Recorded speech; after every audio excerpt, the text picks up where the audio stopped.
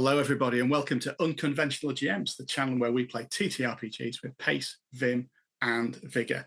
And today we're playing Call of Cthulhu. We're exploring the Necropolis. The Necropolis is a published adventure.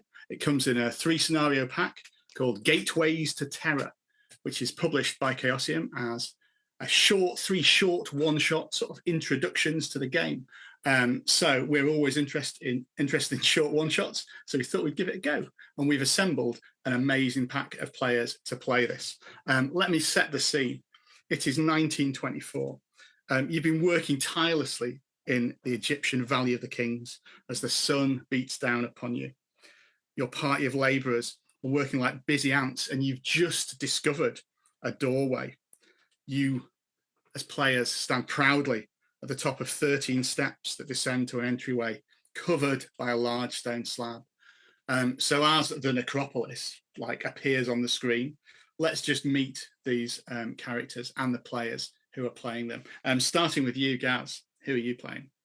Hello, I am Gaz. I am one half this and one half of What Would the Small Party Do, the UK's premier RPG podcast.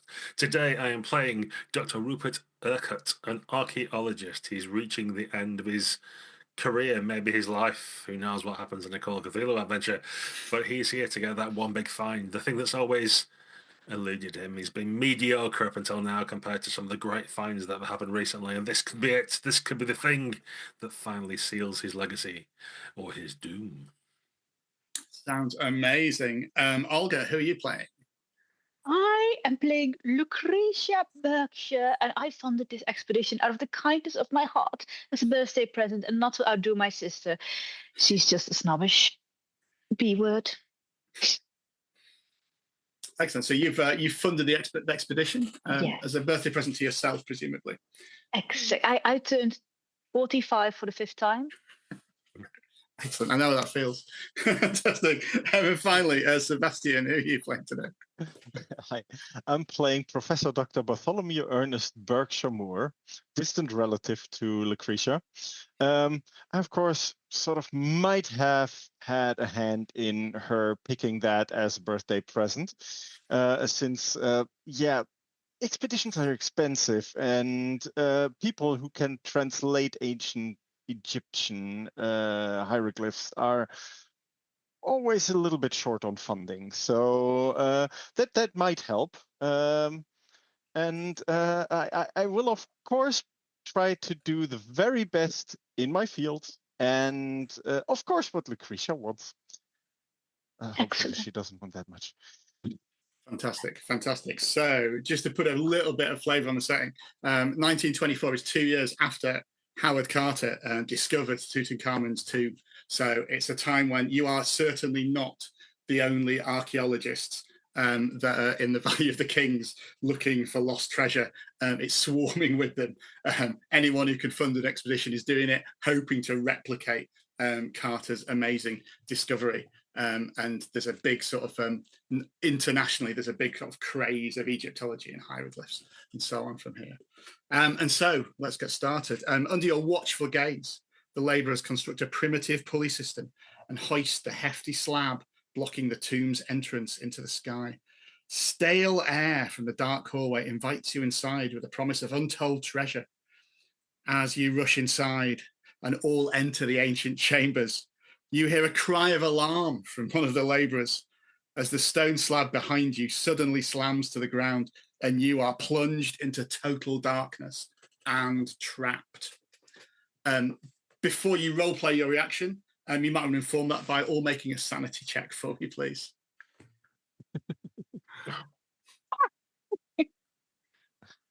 Starts with me to go on. This is perfectly normal, I shall declare. This happens in all the tombs. Yeah. Well, I think it's completely unseamless. How are we going to take pictures? It's too dark. Excellent. So, Dr. Urquhart, you take 1 Sam. The Lucretia and Dr. Bartholomew Ernest Berkshire Moore, you take 1 Sam as well, because 1d2. Rather than that, all lose 1 Sam from that. As you hear it slam down, and it is in fact dark. Anyone who failed will have possibly let out an involuntary like reaction to it, whatever that is, exactly like that. And you are in the darkness of this tomb. We have got a map for the players. You're right at the south end, on the sort of wrong side of that stone slab at the end of the corridor. So how do you react to this? The first thing is you can't see anything. Well, and we've got our labourers with us, or at least some of them, right? No, they're the other side of the stone slab. Right. Well, I'm probably unaware of that. Yeah. So I start by saying, "Don't worry, this is perfectly normal." Faisal, light the torch. Faisal, honestly, you can't get the staff. Where are you, man? And I'm blundering around with my arms trying to find where one of my labourers is. Come on, you've got all the torches. Where are you? Stop messing about. There's no reply from Faisal, but you could make a listen roll if you wanted to see if you can hear Faisal. I mean, I could definitely make a roll. But Yeah. The booming of the slamming slab probably echoing in my as ear. you're all you can feel in the darkness is some sort of carvings on the walls that you can't interpret. Olga, Sebastian, Lucretia, and the Professor, how do you react to this? Well, I'm incredibly stressed, so I'm going to light a cigarette. I grab my matchbook and my cigarettes, which you put on my character sheets, and briefly I strike the flash. I take out the match. So there's a brief moment. Put out the light again. I smoke when I'm stressed, Barty. So there's a brief moment of illumination where you can see that you're in this sort of corridor. There are indeed sort of oddly carved sigils on the wall and also on the slab behind you. Lucretia and the Professor, do you want to make a listen roll for me as well, just to see if you can? Sure. My friends always tell me I'm a great listener. Yeah, indeed, Lucretia. As you listen, what you can hear is on the other side of the slab, you can hear Faisal and the rest of the labourers. Some seem to be laughing, some seem quite angry, and some are shouting in it's almost in some language that you haven't heard. It doesn't sound like the Arabic that they're normally speaking around the camp, but sort of muffled arguments going on behind there. But there were definitely some that were laughing. Remember, nobody gets paid if we're stuck here. That's exactly the sort of thing that I'm saying as well, but in Arabic. You think it's funny now, but you're not going to get paid if we're stuck in here. So I'm going to fish out from my pack one of my 4 candles and try and light that. So, because there's some exciting inscriptions on the back of this tomb door I saw. So I must immediately get some light so I can see them. Indeed. Well, you can light a candle and you can all, in fact, see what's going on from there. There are indeed some sigils on that tomb door. Would you like to make an occult roll? The other 2 of you could make a spot hidden roll as well, as you adjust to the light of this. If it's occult, I'm more used to hieroglyphics and actual science rather than mumbo jumbo, so I'm not really sure that I can make any sense of this nonsense. Well, I am an expert in the occult, and if you need assistance, you really need to ask. Okay, I mean, you could roll that, and maybe you could roll spot, and you could also roll archaeology actually, okay, because you are an archaeologist. In fact, that might be. We'll see what we can discover from that. I'm not even that good an archaeologist, it turns out. I mean, you could spend luck, remember? Not that you'll need it. So, Professor, you notice immediately the thing that stands out to you is that there's limestone chips all scattered across the floor of this sort of entryway. That seem to be sort of all over the floor. They've been moved around and stuff from there. Lucretia, as you look at these sigils, which are, Urquhart is show is mumbo jumbo. These are ceiling sigils. You've seen them before. They're used to protect against people who might rob the tomb. It's quite unusual for them to be on this side, though, because they'd normally be on the other side, the outside, to stop people going in. Well, darlings, I just think it's very obvious what this is. This is like some sort of thief protection spell. It's very archaic, but it's fanciful. It's lovely. Make some notes, will you? I did evening classes in hieroglyphics and occultism. Well, yes, Fantastic. Lucretia, sure. And Well- meanwhile, I focus on. I think the walls are also covered with hieroglyphs, so I'm directly in my element. And as soon as there is light, I also like. Well, no use to wait in front of the door. They probably need an hour or two to open it anyway. So let's just get to translating, and I start translating the hieroglyphs that I see on the wall. Excellent. So you can see the whole passageway now, and as you venture further, Professor, you can see that there are indeed hieroglyphs all over this. There's also, this is sort of they're damaged and faded, and there's bits where there's cracks running through many of the frescoes. At the end of the passageway, you can just about make out the sort of vague shapes of furniture or objects at the far end. But as you concentrate on this, you can also see there are cracks in the wall. So behind this facade of like plaster that's got the hieroglyphs in, there are cracks and there's occasional gaps as if there's something behind them as well. Do you want to make me a language Egyptian hieroglyphics check?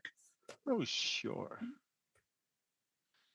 I'm horrible. I'm still a bit nervous. I'm still shaking. It's like, no, well, You can't stand up or push it. Yeah, you can push it. Yeah, I could push the roll. I think I will get out my own matches because I ventured down a little bit on the corridor and it's a bit dark. So I take my own matchbox out and light a match and stand there really close to the wall with like this match in my hand, looking around. Go ahead and push it. Oh yeah. Oh, that now was I well see worth much it, wasn't better. it? Yeah. So you can, as you lean in with the match close in the dusty air, you can actually make sense of this disjointed story. And as you're doing it, even as you sort of pull at some of the frescoes, they come away in your hands. But the etchings seem to tell a story. They depict a pharaoh who possesses great powers beyond those of ordinary mortals. The images show him smiting those who do not follow him. And the sort of people being, shows that many perished under his rule. You got an extreme success actually as well, didn't you? Yeah. Reading into the subtext of this, I don't know how hieroglyph subtext works, but you really get this story now. It looks as if the pharaoh rejected the concept of an afterlife, claiming it held nothing compared to the sights and visions he had seen in the waking world. And there's a suggestion towards the end where it says his followers would behold the truth, while those unworthy would rest with their old gods in an early grave. Feel free to share this with your investigators or not. Oh yeah, I think I'm mumbling stuff. Well, there's a pharaoh that yeah, he didn't like the afterlife very much, and it says here, see, this means that his followers, yeah, they will bathe in glory while all the rest will be dead soon with the old, lie with their old gods dead. Yeah, that's roughly what it says. Very, very exciting stuff. I haven't seen that before, and I start vigorously writing it all down in my notebook with like directly a translation and some drawings of hieroglyphs. I have double meanings maybe, and so yeah, as the professor seems happy to stay in this room, the rest of you, where are you exploring? Are you going to go further, or what? I was promised riches and beautiful jewelry, so I'm still looking for that. I mean, they can have the dusty things. We'll give them to the museum and donate them in my honor. But onwards, come on, good doctor, onwards. I wish to point out, and this is entirely unavoidable and nothing we could have known about before, but if this pharaoh did indeed not believe in the afterlife, he may, I'm just saying, may not have been buried with all the things to take to the afterlife. So all the riches and tiaras and such things might not be here. I'm just laying the groundwork so that you are not overly disappointed should it turn out, however unlikely, that perhaps there aren't as many riches as we first thought. But from a purely historical discovery point of view, this is fascinating. I mean, you'll be the talk of town. I'm sure there'll be something though. Perhaps we should look in this room. Let's have a look in this room. Let's see. No. There's no need for all that. Come on. Let's go through here. Maybe there's a crown in here. Let's have a look. Okay.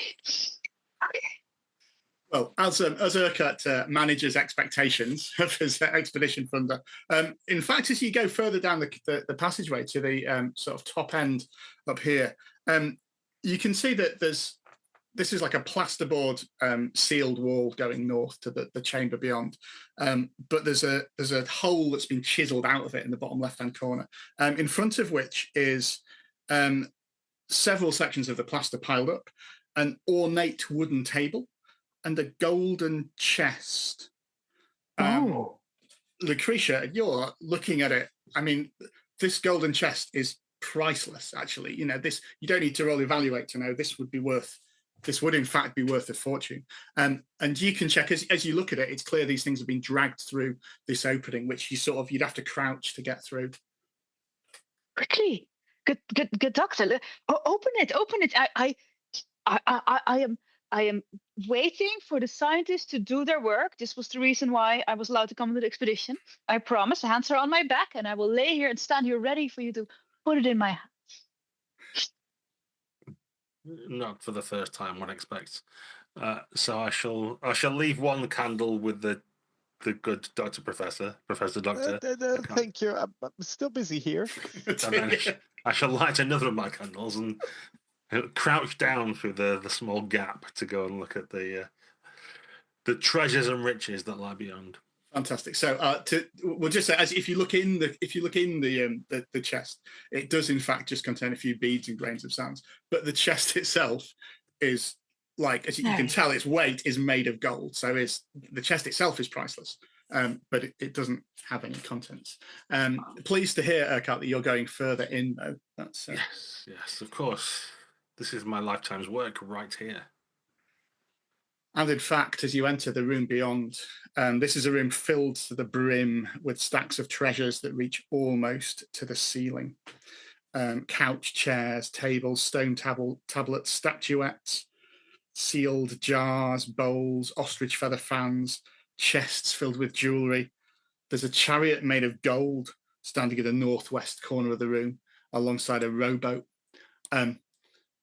This does indeed contain a ransom worth of goods. It's good that you're here because you could try roll archaeology again for me. Oh yes, this is much more my speed. I've read about this. Well, the interesting thing is you haven't read about this. None of the items in this antechamber bear any resemblance to an actual known period of Egyptian history. Well, how queer. Is there anything that looks like a headpiece or a necklace or a tiara or something like that? Something that could be worn around one's head? I think, well, let's have a look roll for something like that. That seems to be the thing, because I mean there will be somewhere, but yeah. If whether it's the hand skill actually called look, as in LW. Okay, yeah, sorry, no, look as in test your look. Yeah. I don't appear to have any luck on this character sheet, which is upsetting. That's a shame, isn't it? Do you want to roll D100? Because I'm sure you have someone here. Yeah. Neither do I. Oh, that's a shame, isn't it? Oh, sorry, I'll check the character sheets. You meant to roll 3d6 and multiply by 5 to work out your luck. I tell you what, let's borrow a rule from Delta Green. Just roll a D100 and you get 50 or lower. That seems to be as fair as that. But we might need to spend luck later on, is what I'm thinking. So should we perhaps... that is a 50. We can do it quick. Yeah. Roll 3d6 times by 5. I've got 45 luck, which I shall stick in now and then roll that. I am not lucky, however. No, you are not. I think you can find. I think you can find like a necklace, but it's not. It's not obviously gold or shiny. It's it's made of polished wood and has sort of survived. But you found something, but there's nothing. There's nothing obviously valuable, such as like Lucretia may. Yeah. So, but what I'll do is dress it up for Lucretia. So when I put this in, like, now keep your eyes closed. What you've got to remember is that in ancient times, metals and shiny glass, that meant nothing. It's the heart and soul of the people that spent a lifetime crafting something with their bare hands. That was the real value, and it showed that those of the highest quality could have the most humble things, and it would look magnificent on them because they themselves were magnificent. Behold. Oh, beads. One of them is blue. I mean, That is. if any normal lady was to wear this, it might look gauche, crass, worthless. But on you, with your eyes, the look at the deep azure of your eyes that twinkle in the candlelight, and these match the bead wonderfully. Why, you could carry it off. No one else could do it, but you can. You can. I'm keeping the chest.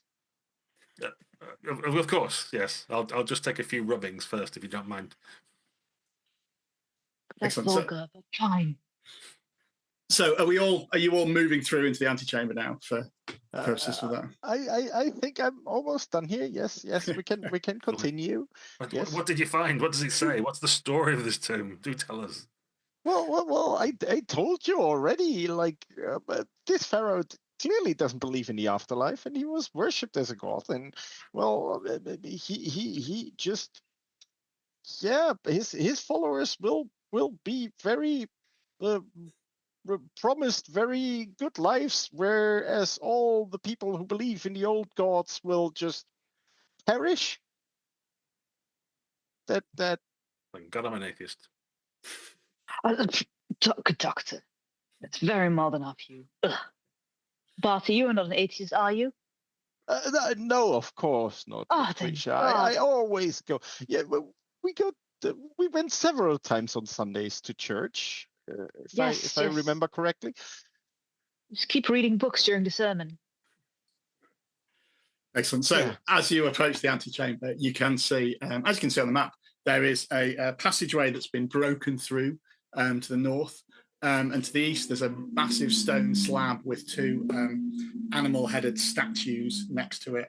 As you've got time to appraise this area, if you'd all like to make me a spot hidden roll, this is proper Cthulhu stuff, isn't it? This is all rolling spot hidden at once. Go for it. Or the new renamed look rolls. Yeah. Look. Luke. Yes. Yeah, Professor, you're still searching the walls for further hieroglyphs, of which there are none. However, Lucretia and Urquhart, you notice that actually a lot of the as you look a bit closer at some of these things, it's clear these things are very valuable in part. Some of them are damaged, some of them are wooden, so rotten and haven't survived, but enough has survived that there is, like, again, there's lots of treasure in here. But lots of them are smashed or knocked over. It's as if somebody had to move through here quite quickly and maybe without any regard for their surroundings, as if there's been a bull in a china shop running through here at some point. Distasteful. How could we be the first through, but yet the trap wasn't triggered for them? That's very curious. Yeah, well, I should say as well, it is a feature of these tombs that sometimes there's a fake tomb and then a real tomb as well.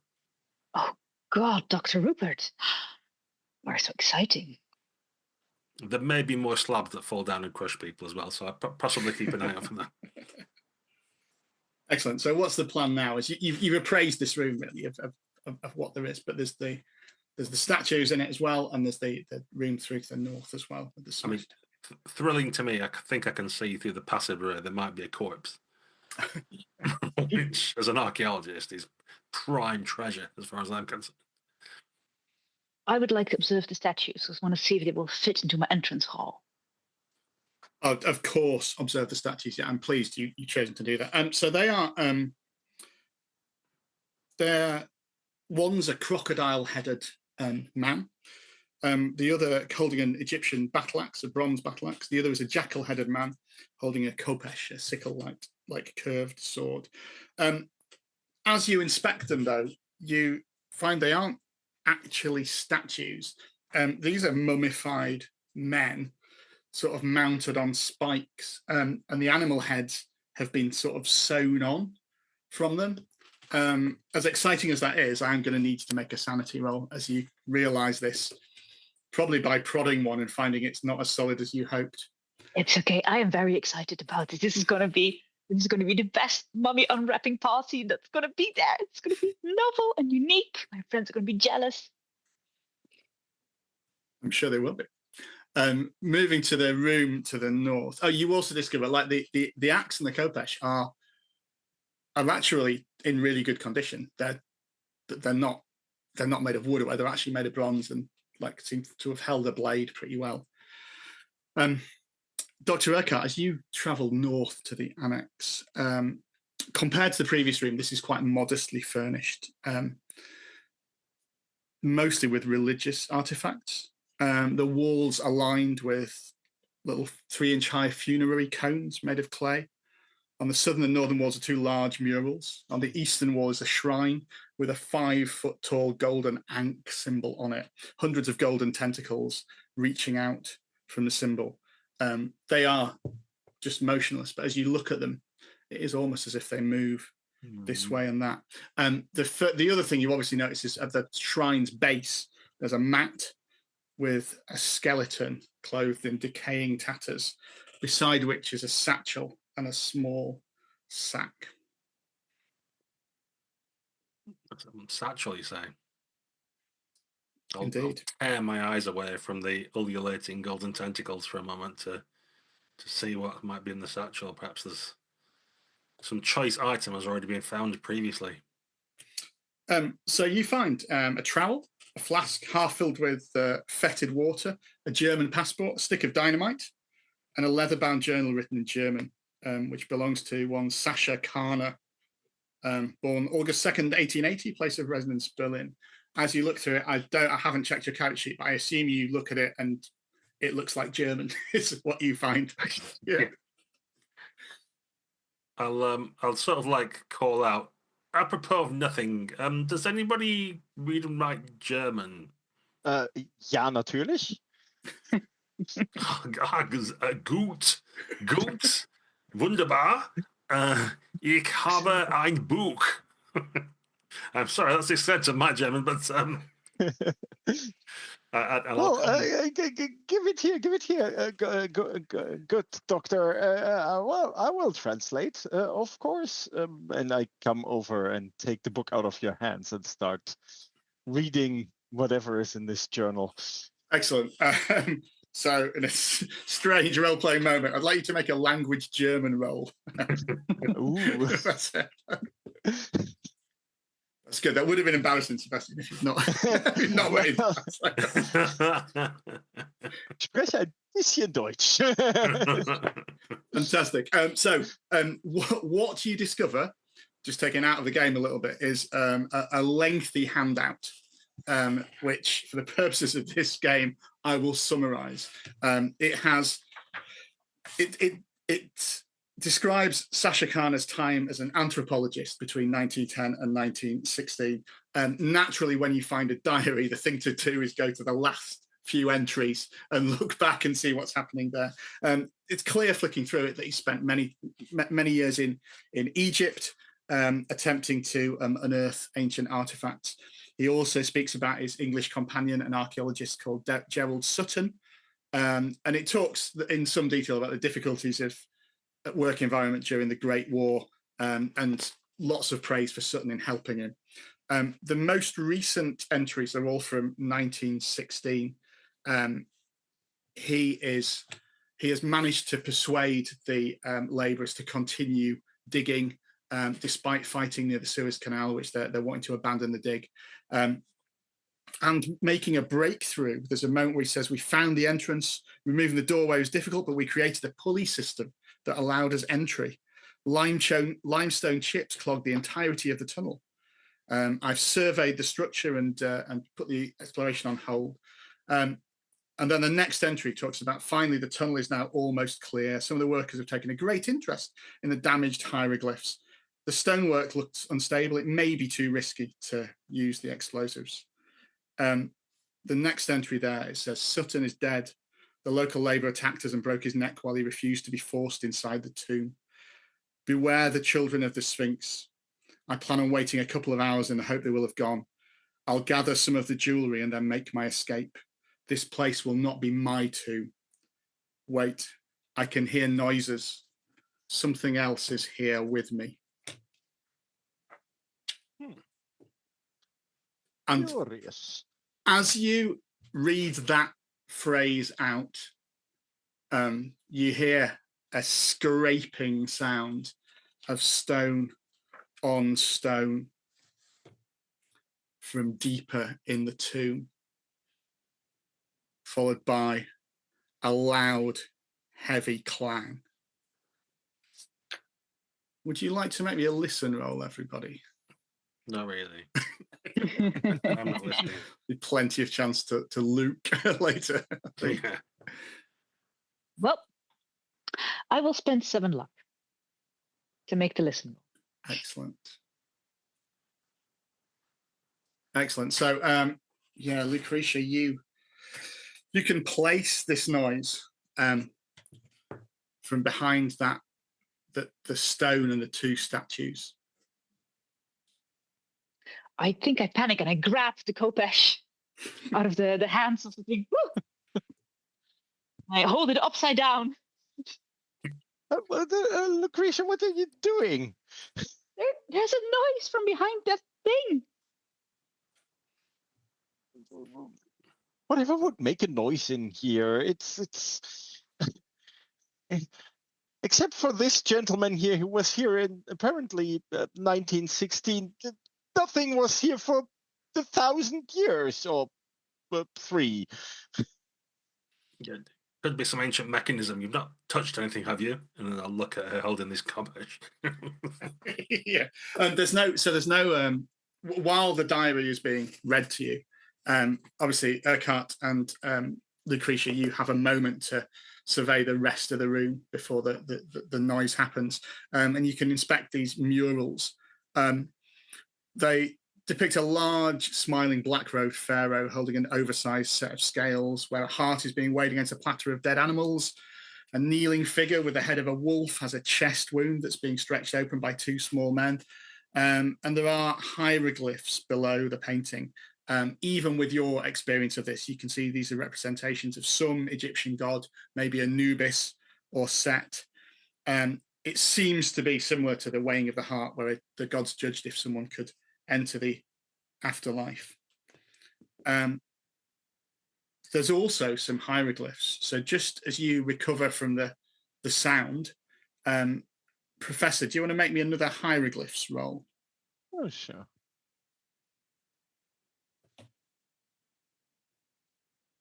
I'd like to help, but I think it's largely holding the candle for you. Yeah. If it makes a difference, I would spend 6 luck to make it a heart. If that makes any. You don't need to. You don't need to. You Okay. can find everything out from it. The writing on the wall says the trial has been passed. Forever they shall be tied to this earth through their faithful beating heart, strong of body, awaiting the return of their master. Oh.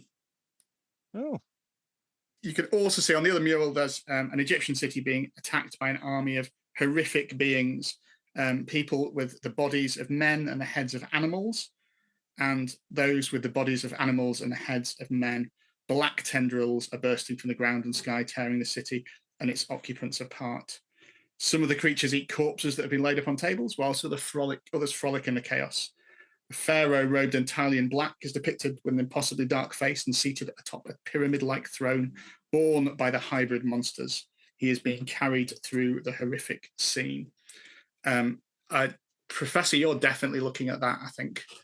But yeah, definitely. Anyone else is inspecting it, I'm going to just need another sanity roll from you. Yeah, I think I was holding the candle Yeah. on my shoulder, wasn't I? So. I think as I go further reading this, my finger starts shaking more and more. Yeah. Although I'm fairly fine and go like, oh, it's so sad that Mr. Penhu isn't here anymore and lost in this ghastly expedition. But he would love to see that. I think. Yeah. Well, so Lucretia and Professor just lose 1 sanity. You're going to lose 2 count though as you inspect it, and you can now hear from behind the slab there are footprints echoing in here. and another scraping sound comes to you. What manner of devilry is this? Well, Good doctor. Mummies are flammable, right? Very flammable. I should hope so. They should be desiccated from hundreds and thousands of years, buried here in the dry sand. And as you, sorry, go on. I was just going to say the flame of my guttering candle kind of like blows One a bit. left on the, yeah. Cigarette comes out. Yeah, and then you see, I mean, you're all around the sort of annex in the antechamber. You see the stone slab that was just here between the statues begins to move and be pushed out towards you. As this happens, let's just go around. How do you react to this? So I just want to know where you're placed in the room as this pushes out. Lucretia hides behind the boat. Urquhart's in the corridor, such as it is between the dead German and the room where the slab opens. So he's got his candle illuminating him as a silhouette in that village. He'll hide by keeping the candle. Yeah. Where are you, Professor? I think I'm still marveling at the mural and looking at all the fascinating stories that unfold, just paying absolutely no attention to what is happening behind me. So you're up in that room from that. Fantastic. Yeah. So with a screech, this stone slab gets shoved before. This is massive. This is more than anyone could move, and a creature, a thing, moves into the room. Looks like a huge, muscular man draped in decaying linen, skin slick with pus and bile, with the head of a large African golden wolf, eyes glowing red. Its pushers stood up, then it crouches down again and looks around, sniffing the air. I think, Professor, you're okay because you're trying to pretend it's not happening. The other two of you, I'm going to need a sanity check from you. And then probably I'm going to need you to make a stealth roll as well.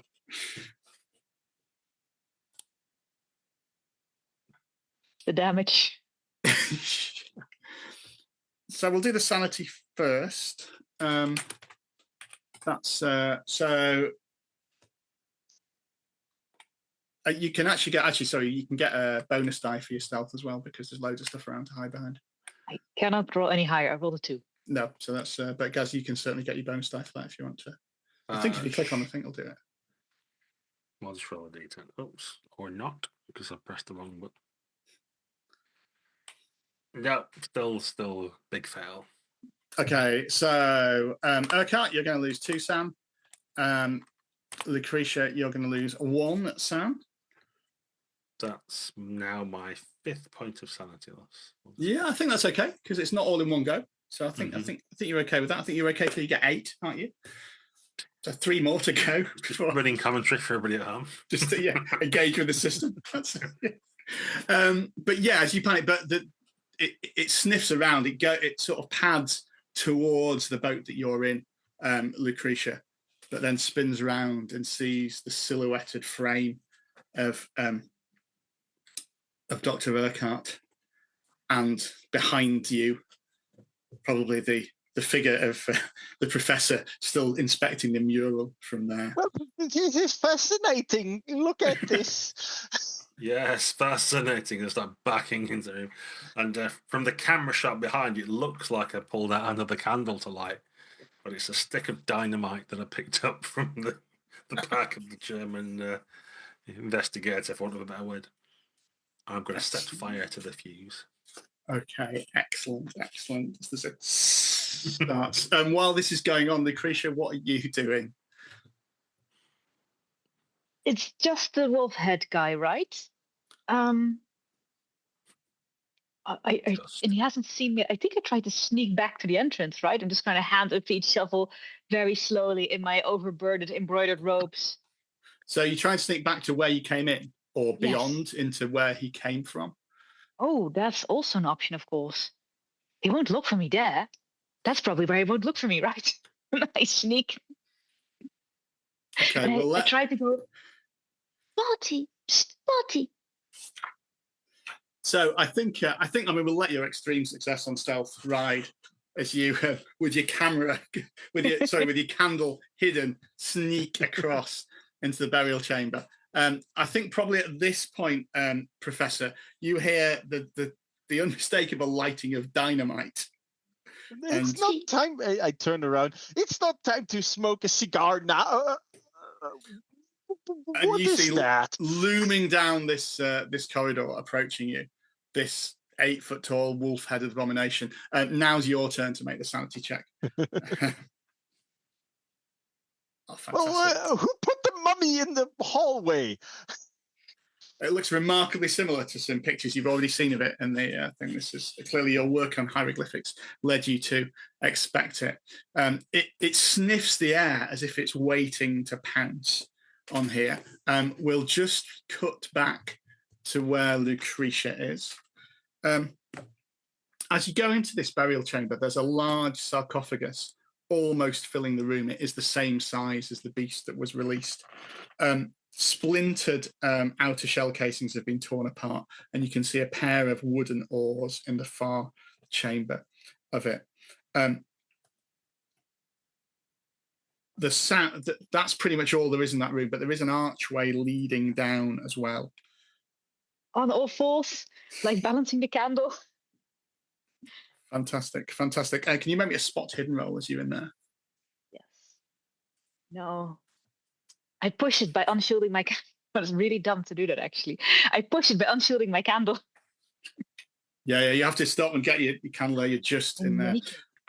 Meanwhile, back there, let's just get your intention, Urquhart. This beast is going to charge you. I'm saying, good dog, and then as he starts to move, I shall hurl my lit dynamite stick at him. Fetch, catch, and various other words like that. Fantastic. So, do you have any sort of demolitions or relevant skill that might? Seems very unlikely. Throw? I think that would be a throw. I've barely got the throw skill, to be honest, but desperate times and all that. Does indeed seem to be that. Would you like to? So, as you do that, would you like to roll that throw skill? Because I think that is what we're going to have to use here as this beast charges towards you. Of course. Could I spend 24 points of luck? I would love you to. Yes. Yeah, I definitely won't need that later on. So No, that won't happen.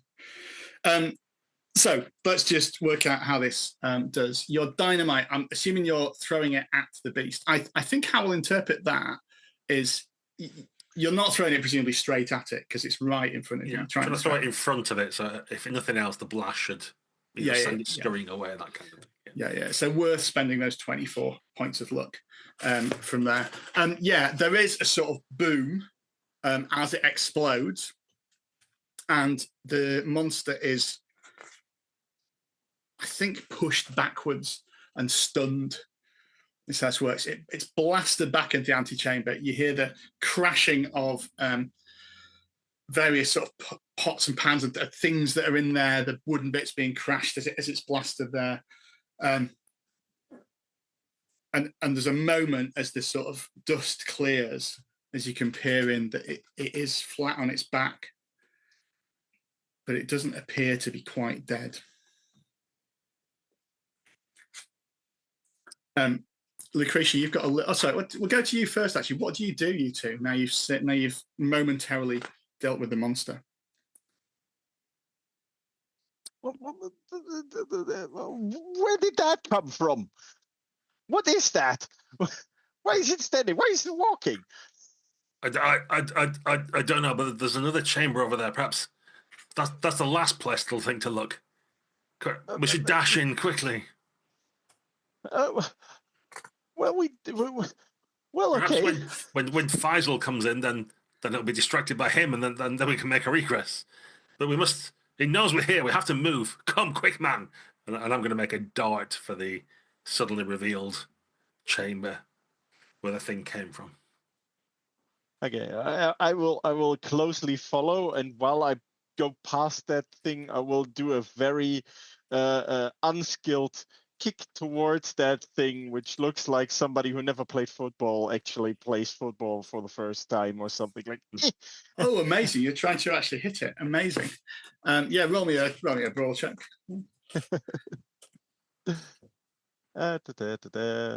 Where is my brawl?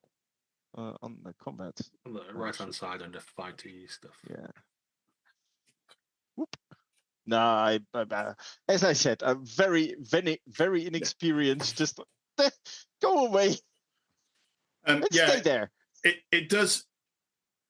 As you kick it, its leg does sort of move slightly out of the way and respond to it, and you can see its head sort of loll a little bit, just to confirm that it's still active.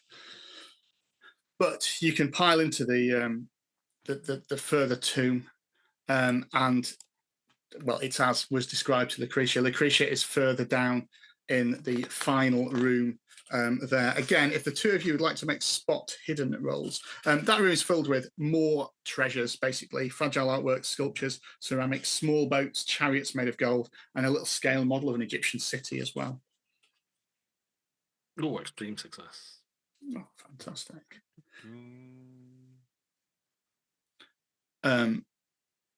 Fumble. You knock over the cityscape and smash it. No. Yeah, you find there's a stone chest that seems to be hidden from view. As you approach it, it almost feels like you can hear a beating sound from within. Oh, how uncanny. This is a unique find. This will be the thing that the universities and the museums talk about me discovering. It'll be called the Urquhart box. And I shall investigate it further, see if I can get within it or see any inscriptions or something I can read on the outside. Or it looks as if you could open it, but it's going to have to be forced open. It's just that the ravages of time have made it like stuck fast. But a strength roll would certainly get you in. Would you like me to roll it now? I would like to roll it now. If somebody helps you, they can give you a bonus dice as well. Help me with this, Professor. Come on, stop lollygagging. Yes, sure. And I take like the first big golden stick that I find and ram it in and help like. The help of that leverage will indeed make it a success. As you open it, you find there are 5 canopic jars, each carved from limestone. 4 are topped with an animal head: falcon, crocodile, ibis, and a wolf. The 5th has an inverted ankh jutting up from its lid. As an archaeologist, you would know that these are used to store the internal organs of those who underwent mummification. Could you make me an archaeology roll as well? Ooh. Yes, he can. Yeah. Extreme success again. So traditionally, there would only be 4 of these. The lids of all the jars are wrong as well. They're not. That's not what they're meant to be like. The lungs have a baboon head. The stomach has a jackal's head. A human head is on the lid of the jar containing the liver, and the intestines is topped with a falcon's head. Of all the 5, only the falcon-headed one looks correct. The wolf one is sort of fairly close, and there is obviously this 5th one with inverted ankh. At that point, you hear the footsteps from behind. And you're all in this treasury room, aren't you? Mm-hmm.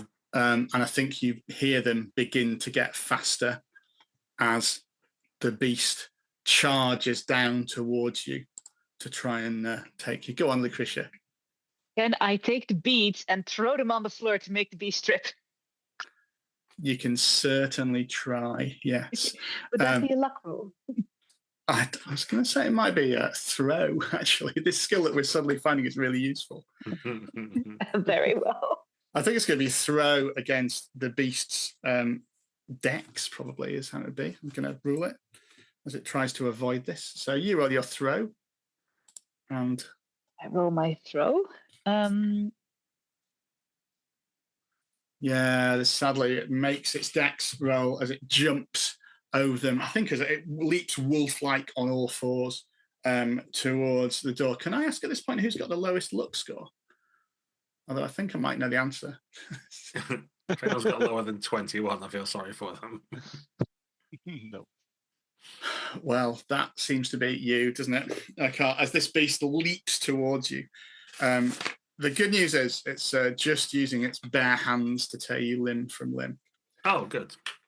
So this is we're in a combat scene, although we'll cut back after this if we can delay it or do it, because there are 3 of you and you have got the canopic jars out at this point. So you can choose to fight back or dodge at this point. Yeah, okay. I'm going to try and dodge, but I'm not very good at that either. But okay.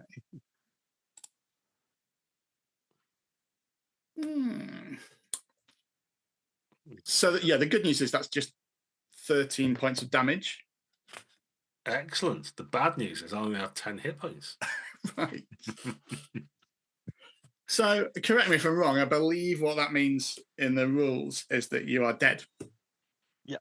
From full hit points. Go on. No luck on a Dutch roll? You can spend luck on the Dutch roll. I mean, I could.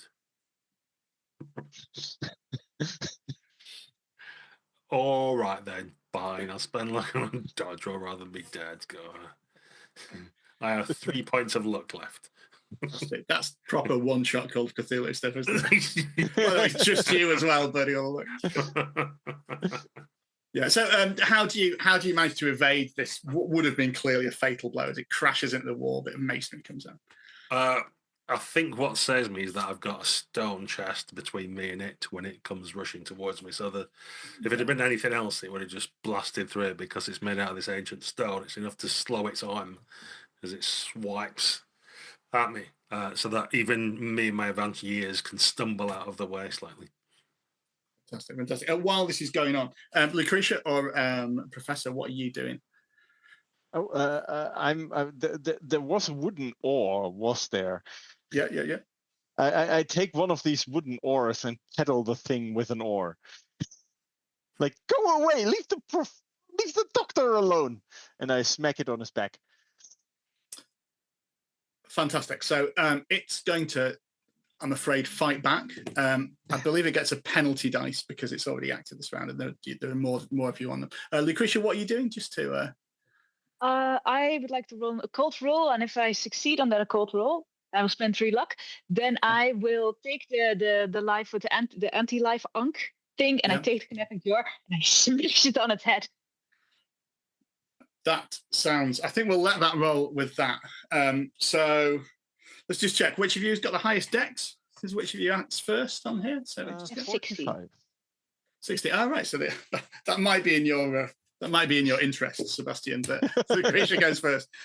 So I'll let it ride with the occult roll, actually. You take the anti-life thing, you smash it on its head. What is within the canopic jar as you smash it that rolls down the floor is not a preserved organ or anything. It is a red, beating heart. Boom, boom, boom, boom, that falls. That rolls down and falls to the floor, and it's going boom, boom, boom, boom. Can you make a sanity check, please? I expected this. Just one sound, yeah, just one sound from that. Obviously, Professor, you see this. This thing is going to try and fight back, though, as you hit it with that. It's got a penalty dice. I mean, that doesn't matter. It's failed, hasn't it? You have actually hit it.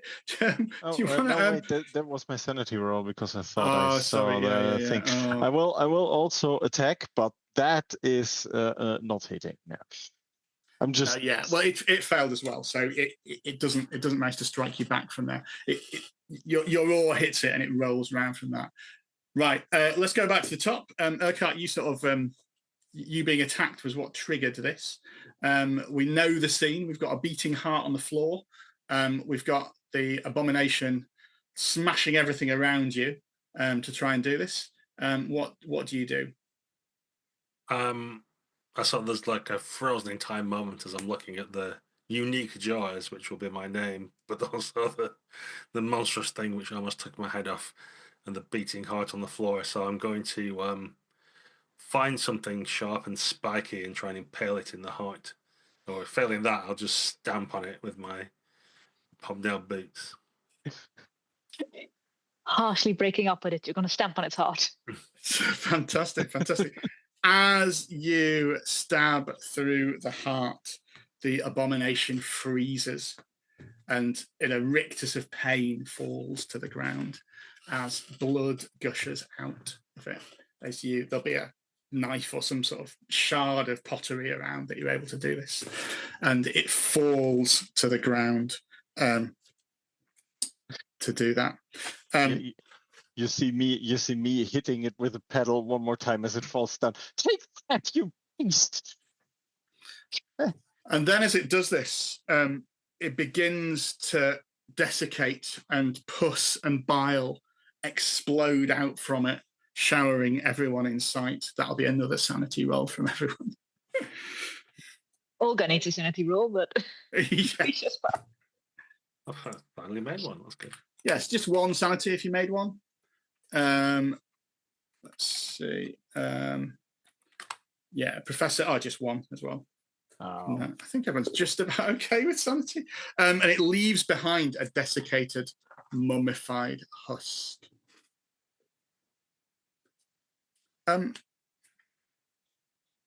So you've got a moment of peace now. There's sort of one remaining problem, though, that you might want to deal with, which is that you're still trapped under the... My dress is ruined! But not even this unfortunate circumstance can detract from the marvelous fragrance that comes through with her. And with the dim lighting, surely no one will notice. Certainly in here. We'll take, like... Oh. Rather pressingly, though, madam, we must find a way out of here, or all this will be for nothing. I'll say as I'm putting canoptic jars in my shuttle. We must see you back to safety. So, have you any ideas about how you're going to get back out again? Well, there was only this one dynamite stick, was there? One stick of dynamite was what you found, yes. That would be rather useful now. Yes. Well, at least we're alive. Fair. For now, at least. I'm sure Faisal will dig us out. Perhaps, is there any more writing in here? Is there something else you can discern for us? Perhaps there's some ceremony we can perform, or some abasement which will release the trap that has got us within here. Well, I will look around, going around with a candle, and that sounds very much like the kind of thing that would be a luck check. So it's probably a good job the professor's looking for it and not you, isn't it? I think probably let's let it hang on this as well. So if you can make this luck check, there will be some sort of signal you can get to lift the trap and get out somehow from where it is. If not, then yeah. So I think we have moments of scouring the walls, trying various sort of incantations and stuff, but all to nothing. Let's just round off the session with you're all in the pyramid. Let's have a little scene from each of your characters, or maybe of people back home, of what we see of your futures as this goes, and going in the sort of usual order. So let's go with Gaz. What did we see of Urquhart first? He's down to his last candle, which is a mere nub, and he's sat in the northmost chamber with the body of the German that was here, with the same satchel, and he's got his own notebook where he's been writing what happened to him and how he discovered the unique jars and has even made sure to scrape in the bottom rather sacrilegiously, like carve his own name on them. Remember the Urquhart jaws, whoever should find these notes, as the candle finally gutters out. Amazing, amazing. Lucretia, what do we see of her final days? Well, and the final days, the slow death of being nagged to death by Lucretia is quite awful. But at some point, she lays herself to rest in a sarcophagus, and she says, "I'm going to nap here now." And she's taken all the wealth and all the things, and then when they find me, they will think I am a queen. It's funny, as you lie down, we maybe see some of the wrappings around from the desiccated body of this thing begin to like form around you in a funny way as that happens, as if, yeah, they'll think you're something. I'm sure whoever discovers you next. And finally, the professor, what do we see of you? Oh, there are a lot of unwritten walls in this extension tomb that we found. So at a certain point, after trying to get out, the professor just went completely insane and started covering all the walls with like hieroglyphs that tell stories of what he sees in his visions, while he like slowly shrivels up and doesn't get hydrated enough, and just scratches in like prophecies that that he sees in his visions.